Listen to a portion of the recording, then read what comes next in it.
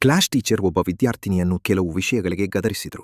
ಆದರೆ ಅವಳು ಕ್ಲಾಸ್ನಿಂದ ಹೊರಬಂದ ತಕ್ಷಣ ತನ್ನ ಬಟ್ಟೆಯ ಕಾಲರನ್ನು ಎಳೆದು ಬಟನ್ಗಳನ್ನು ತೆರೆದು ಒಂದು ವಿಡಿಯೋ ರೆಕಾರ್ಡ್ ಮಾಡಿಕೊಂಡಳು. ಅವಳು ಶಾಲೆಯ ಪ್ರಸಿದ್ಧ ಇನ್ಫ್ಲುಯೆನ್ಸರ್ ಆಗಿದ್ದಳು. ಅವಳಿಗೆ ಲಕ್ಷಾಂತರ ಫಾಲೋವರ್ಗಳು ಇದ್ದರು. ವಿಡಿಯೋ ಅಪ್ಲೋಡ್ ಆದ ತಕ್ಷಣ ಇಂಟರ್ನೆಟ್ನಲ್ಲಿ ಭಾರೀ ಸಂಚಲನ ಉಂಟಾಯಿತು. ಸತ್ಯ ತಿಳಿಯದೆ ಜನರು ಟೀಚರ್ನನ್ನೇ ತಪ್ಪಿತಸ್ಥ ಎಂದು ಆರೋಪಿಸಿದರು. ಫೋನ್ಗಳು ನಿರಂತರವಾಗಿ ಮೊಳಗತೊಡಗಿದವು. ಕೋಪಗೊಂಡ ಪೋಷಕರು ಉತ್ತರ ಕೇಳಲು ಶಾಲೆಗೆ ಬಂದರು. ಕೆಲವು ವಿದ್ಯಾರ್ಥಿಗಳು ಕಚೇರಿಗೆ ನುಗ್ಗಿ ಲೈವ್ ಸ್ಟ್ರೀಮ್ ಆರಂಭಿಸಿ ಎಲ್ಲರ ಮುಂದೆ ಟೀಚರ್ಗೆ ಅವಮಾನ ಮಾಡತೊಡಗಿದರು. ಟೀಚರ್ ಅವರ ಪತ್ನಿಯನ್ನು ಅಪರಿಚಿತರು ಮನೆಯ ಹೊರಗೆ ಬಂದು ಕಿರುಕುಳ ನೀಡತೊಡಗಿದರು. ನೀವು ಎಲ್ಲಿದ್ದೀರಿ? ಇಲ್ಲಿ ನಿರಂತರವಾಗಿ ಜನ ಬರುತ್ತಿದ್ದಾರೆ, ನಮಗೆ ತುಂಬಾ ಭಯವಾಗುತ್ತಿದೆ. ಆದರೆ ಯಾರೂ ಟೀಚರ್ ಅವರ ಮಾತನ್ನು ಕೇಳಲು ಪ್ರಯತ್ನಿಸಲಿಲ್ಲ. ಸೋಷಿಯಲ್ ಮೀಡಿಯಾದ ಜನರ ಗುಂಪು ಮೊದಲೇ ತಮ್ಮ ತೀರ್ಪು ನೀಡಿಬಿಟ್ಟಿತ್ತು. ಸತ್ಯಕ್ಕೆ ಯಾವುದೇ ಬೆಲೆ ಉಳಿದಿರಲಿಲ್ಲ. ಎಲ್ಲೆಡೆಯಿಂದ ಬಂದ ದ್ವೇಷ, ಆರೋಪಗಳು ಮತ್ತು ಅವಮಾನಗಳನ್ನು ಟೀಚರ್ ಇನ್ನಷ್ಟು ಸಹಿಸಲಾರದೆ ಹೋದರು. ಆದರೆ ಕತೆ ಅಲ್ಲಿಗೆ ಮುಗಿಯಲಿಲ್ಲ. ಅವರ ನಿಧನದ ನಂತರವೂ ಜನರ ಕೋಪ ಕಡಿಮೆಯಾಗಲಿಲ್ಲ.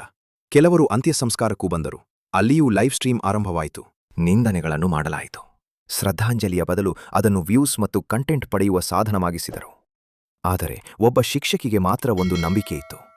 ಇಡೀ ಜಗತ್ತು ತಪ್ಪಿತಸ್ಥ ಎಂದು ಭಾವಿಸುತ್ತಿದ್ದ ಆ ವ್ಯಕ್ತಿ ಬಹುಶಃ ನಿಜವಾಗಿ ನಿರ್ದೋಷಿಯಾಗಿರಬಹುದು.